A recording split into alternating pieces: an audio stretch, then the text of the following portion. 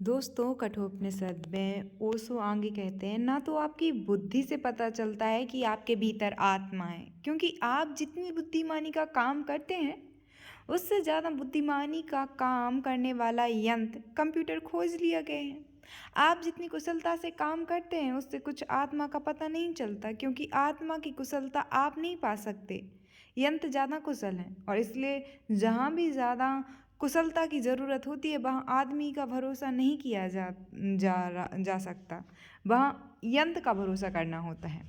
आपकी खूबी क्या है कि आप गणित कर लेते हैं, कि आप भाषा बोल लेते हैं। ये सब काम यंत्र कर सकते हैं। उन्होंने करीब करीब करना शुरू कर दिया है। आदमी की विशेषता यंत्रों से इसमें नहीं है कि वह बुद्धिमान है। आइंस्टीन भी जो काम कर रहा है वह काम भी उससे ज़्यादा कुशलता से कंप्यूटर कर सकता है। तो फिर आपका मस्तिष्क या एक यंत्र कंप्यूटर से ज़्यादा नहीं है, आप भी एक यंत्र हैं।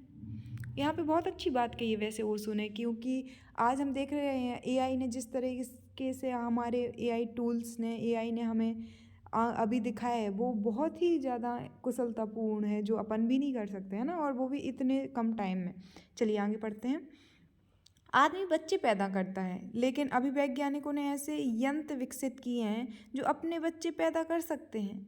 यंत्र खुद ही अपना जैसा यंत्र अपने भीतर से पैदा कर सकता है, निर्मित कर सकता है, तब फिर वह भी कोई बड़ी बात नहीं रह गई।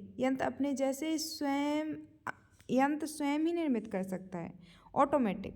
और ऐसी भी व्यवस्था की गई है कि वह आने वाले यंत्र में जो उससे पैदा होगा अपने से श्रेष्ठता लाए, और इस तरह हर यंत्र जो उससे पैदा होगा और आगे पैदा होगा वह पिछले से श्रेष्ठ होता चला जाएगा। आपका बेटा जरूरी नहीं कि आपसे श्रेष्ठ हो, अक्सर तो ऐसा नहीं होता है। अच्छे बाप अक्सर बुरे बेटों को जन्म देते हैं। यंत्र में ऐसी आंतरिक व्यवस्था की जा सकी है कि वह जो यंत्र पैदा करे उससे श्रेष्ठ हो, जो जो उसमें भूल चूक थी वैसा उसमें ना हो। फिर उसके बाद यह जो यंत्र पैदा करेगा वह और भी श्रेष्ठ होगा, और एक ऐसी जगह आ सकती है कि यंत्र पैदा करते करते करते श्रेष्ठतम यंत्र को पैदा कर दे, जो कि आदमी अभी तक सफल नहीं हुआ है। और आप जिनको सुख दुख कहते हैं वे भी सभी यांत्रिक घटनाएं हैं। स्कैनर एक बहुत बड़ा मनस्विद स्कैनर ने बहुत से प्रयोग किए जिनमें आपको सुख दुख यांत्रिक हैं इसकी खोज की है। मनुष्य जिस सुख को गहरा से गहरा जानता है वह संभोग का सुख है, लेकिन स्कैनर देलगादो और दूसरे मनोवैज्ञानिकों की खोज बड़ी हैरान करने वाली है। चूहों पर स्कैनर और उसके मित्र काम कर रहे थे। उन्होंने मस्तिष्क में वे बिंदु खोज लिए जहाँ सुख का अनुभव होता है, प्लेजर पॉइंट्स, और वे भी बिंदु खोज लिए जहाँ दुख का अनुभव होता है। तो बिजली का तार जोड़ देता है जहाँ सुख का अनुभव होता है, और उस बिंदु को अगर बिजली से छेड़ा जाए तो बड़ा सुख मालूम होता है। दुख का बिंदु जोड़ दिया जाए इलेक्ट्रोड से तो बड़ा दुख मालूम होता है। एक चूहे पे स्कैनर प्रयोग कर रहा था और संभोग के क्षण से चूहे को जो रस और आनंद मालूम होता है वह मस्तिष्क के किस हिस्से में मालूम होता है, उस हिस्से का उसने अध्ययन किया, और उस हिस्से में उसने बिजली से तार जोड़ दिया और चूहे को बटन बता दी बटन दबाकर। और जैसे ही बटन दबाई चूहा बड़ा आनंदित हुआ। फिर तो चूहे ने खुद बटन दबाना सीख लिया। आप चकित होंगे कि 1 घंटे में चूहे ने 5000 बार बटन दबाए। 5000, रुका ही नहीं जब तक बेहोश होकर नहीं गिर पड़ा। स्कैनर का कहना है कि आने वाली सदी में हर आदमी के खीसे में रखने वाला छोटा यंत्र दे देंगे। पुरुष को स्त्री की जरूरत नहीं है, स्त्री को पुरुष की जरूरत नहीं है। जब भी वह काम सुख पाना चाहे जरा सा बटन को दबाए उसके मस्तिष्क का सुख केंद्र संचालित हो जाएगा। रास्ते पर चलते हुए आप संभोग करते चले जाएंगे, किसी को पता भी नहीं चलेगा। और संभोग के लिए जो उपद्रव झेलने पड़ते हैं, घर गृहस्थी बसाओ, एक स्त्री की परेशानी भोगो, एक पति का उपद्रव झेलो, वह कुछ भी नहीं है। आप पूरी तरह मालिक हो जाते हैं। ठीक ऐसे ही दुख के केंद्र भी मस्तिष्क में है। स्कैनर कहता है कि वे काट कर अलग किए जा सकते हैं, कोई दुख अनुभव ही नहीं होगा। आप सोचते हैं कि दुख इसलिए अनुभव होता है कि दुख है, तो आप गलती में हैं। सिर्फ आपके पास दुख का केंद्र है, वह अलग कर दिया जाए, आपको दुख अनुभव ही नहीं होता। जब आपको मार दिया जाता है या क्लोरोफॉर्म दिया जाता है, मार्फिया या क्लोरोफॉर्म दिया जाता है, तो दुख का केंद्र आच्छादित हो जाता है। इसलिए फिर आपका हाथ पैर भी कट जाए तो आपको पता नहीं चलता, आपको कोई मार भी डाले तो पता नहीं चलता। ये सारे केंद्र यांत्रिक हैं और आप जानकर हैरान होंगे कि नई खोजें आदमी को बड़ी खतरनाक स्थिति में ले जाएंगी। डेलगाडो ने रेडियो के द्वारा दूर से लोगों के मन को संचालित करने के प्रयोग किए हैं, तो उसने एक सांड को उसके मस्तिष्क में इलेक्ट्रोड डाल दिए और आप जानकर चकित होंगे कि आपके मस्तिष्क के भीतर अगर कोई चीज़ डाल दी जाए तो आपको पता नहीं चलेगा, वहाँ कोई संवेदना नहीं है। अगर आपके ब्रेन की सर्जरी की जाए और वहाँ कोई चीज़ छोड़ दी जाए, लोहे का एक टुकड़ा, तो आपको कभी भी पता नहीं चलेगा कि वहाँ लोहे का टुकड़ा पड़ा है, क्योंकि आपके मस्तिष्क में संवेदन अनुभव करने वाला कोई स्नायु नहीं है। यह बड़ी हैरानी की बात है कि मस्तिष्क सब कुछ अनुभव करता है, लेकिन भीतर उसके पास कोई स्नायु नहीं है। इसलिए तो आपके मस्तिष्क के भीतर क्या चल रहा है उसका पता नहीं चलता।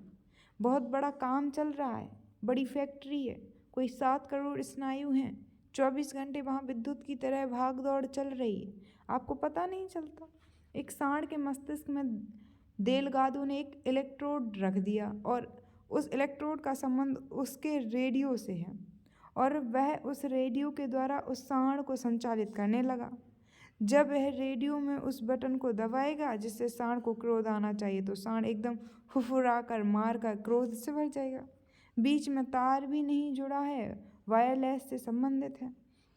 हजारों मील दूर भी बैठा हो डेलगाडो, तो वहाँ से वह सांड माउंट आबू पर हो और डेलगाडो अमेरिका में, तो वहाँ से वह उसको क्रोधित कर सकता है। सिर्फ बटन दबाने की बात है कि वह क्रोध में आ जाएगा, फुफकार मारेगा और जो भी आसपास होगा हमला कर देगा।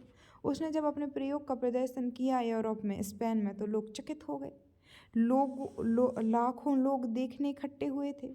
सांड फुफरा कर मार कर भागा, क्योंकि डेलगाडो भी तो था वहाँ मैदान में। वह हाथ में अपना रेडियो लिए खड़ा हुआ था। वह ठीक उसके पास आ गया।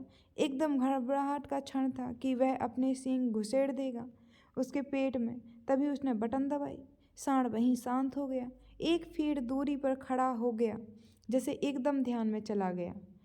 यह इतनी खतरनाक स्थिति है कि इसका आज नहीं कल राजनीतिक उपयोग करेंगे। बच्चों को अस्पताल में पैदा होने के साथ ही इलेक्ट्रोड डाले जा सकते हैं, जिनका उनको कभी पता नहीं चलेगा। सिर्फ दिल्ली से बटन दबाने की ज़रूरत है कि सब लोग कहेंगे झंडा ऊंचा रहे हमारा। जरूर तानाशाही हुकूमत इसका उपयोग करेंगी कि मुल्क भूखा मर रहा हो तो भी कोई फिक्र नहीं, लेकिन मुल्क के अगर सुख के संवेदन को संचालित किया जा सके तो भूखे लोग भी आनंद से भर जाएंगे। कितने ही आप सुखी हों, अगर आपके दुख के केंद्र को संचालित किया जा सके आप तत्क्षण दुखी हो जाएंगे। तो सुख दुख भी आपकी आत्मा की खबर नहीं देते, सिर्फ आपके यांत्रिक मस्तिष्क की खबर देते हैं। सिर्फ एक ही संभावना है जिससे आदमी यंत्रवत नहीं है, और सभी स्थितियों में हम यंत्रवत हैं। शरीर है भी यंत्र, लेकिन उसके भीतर जो छुपा है वह यंत्र नहीं। शरीर है भी एक बहुत कॉम्प्लिकेटेड, बहुत सूक्ष्म नाजुक यंत्र, मालिक भीतर छिपा है। नचिकेता पूछता है कि यह मेरा तीसरा वरदान है कि मैं जानता हूँ कि जब वह सारा यंत्र शरीर गिर जाएगा तब भी मैं बचता हूँ या नहीं। संशय है बहुत, क्योंकि कुछ कहते हैं कि कोई बचता है पीछे और कुछ कहते हैं कुछ नहीं बचता। यमराज को विचार हुआ कि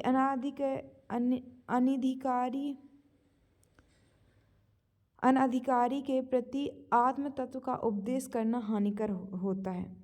यह थोड़ा समझ लेना जैसा है। अनाधिकारी के प्रति, अपात्र के प्रति अमृत तत्व का उपदेश हानिकर होता है। असल में जो अनाधिकारी है वह सत्य का उपयोग भी हानि के लिए ही करेगा। जो अधिकारी है वह असत्य का उपयोग भी कल्याण के लिए करेगा। आपको जो शिक्षा दी जाती है वह शिक्षा मूल्यवान नहीं है। आपका अधिकारी और अनाधिकारी होना मूल्यवान है। उदाहरण के लिए अनाधिकारियों ने सभी शिक्षाओं का दुरुपयोग किया है। इस देश में हमने पुनर्जन्म की शिक्षाएं दी। उनका प्रयोजन था कि तुम जिस सुख की तलाश कर रहे हो वह व्यर्थ है। तुम बहुत बार उसकी तलाश कर चुके हो और बहुत बार तुम्हें वह सुख मिल भी चुका है, फिर भी तुमने कुछ नहीं पाया। न मालूम कितनी बार तुम स्त्रियों से प्रेम जुटा चुके हो, पुरुषों से प्रेम बांध चुके हो। ना मालूम कितने महल तुमने बनाए, ना मालूम कितनी धन संपत्तियाँ इकट्ठेंगी, और हर बार तुम दुखी मरे हो और वही तुम फिर कर रहे हो। यह स्मरण आ जाए कि यही मैं बहुत बार कर चुका हूँ और कुछ भी ना पाया, और यही मैं फिर कर रहा हूँ, तो हाथ रुक जाएंगे। लेकिन अनाधिकारियों ने क्या किया? उन्होंने कहा कि जब बहुत जन्म हैं तो जल्दी क्या है, आत्म तत्व की खोज लेंगे कभी भी। भोग तो क्षणभंगुर है, अगर ना खोज पाए अभी तो खो जाएगा। हम अमृत तत्व तो शाश्वत है, मिटता नहीं है, बार बार जन्म लेता है। इस जन्म में ना मिली समाधि तो अगले जन्म में मिल जाएगी, जल्दी जरा भी नहीं है। अनाधिकारियों ने जो अर्थ निकाला, अधिकारी ने कहा था कि तुम ऊब जाना, अनाधिकारी ने सोचा कि जल्दी नहीं है। इसलिए आप हैरान होंगे कि पूर्व के मुल्कों में टाइम कॉन्शसनेस नहीं है, समय की कोई प्रतीति नहीं है। एक आदमी आपसे कहता है कि मैं 5 बजे आऊँगा, वह 10 बजे रात तक ना आए। समय का कोई बोध नहीं है, क्योंकि समय अनंत है। बोध तो तब होता है जब चीज़ कम होती है। गरीब को धन का बोध होता है, एक पैसा खो जाए तो पता चलता है क्योंकि इतना कम है। कुबेर को क्या बोध होगा कि एक पैसा खो जाए तो कुछ भी नहीं खोता, करोड़ भी खो जाए तो भी कुछ नहीं खोता, क्योंकि अनंत धनराशि है। पूर्व के मुल्कों में समय की धारणा नहीं है, इसलिए पूर्व के मुल्क घड़ी की इजाद न कर सके, वह पश्चिम को करनी पड़ी। पश्चिम में समय का बोध है, समय भागा जा रहा है और समय थोड़ा है, क्योंकि जीसस और मोहम्मद ने जो शिक्षाएं दी और मोहम्मद जेज ने यह थी कि एक ही जन्म है। अब यह बड़े मज़े की बात है, उन्होंने भी शिक्षा इन्हीं अनाधिकारियों को देख कर दी, क्योंकि पूर्व में गलती हो चुकी थी, पूरा भूल कर चुका था, अनंत जन्मों की बात करके ना समझ बड़े मज़े में हो गए थे।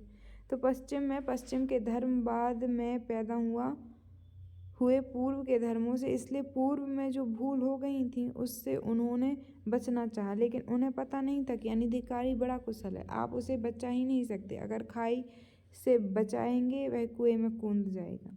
तो जीसस मोहम्मद जेज ने कहा कि एक ही जन्म है, यह पुनर्जन्म व्यर्थ है, गलत है।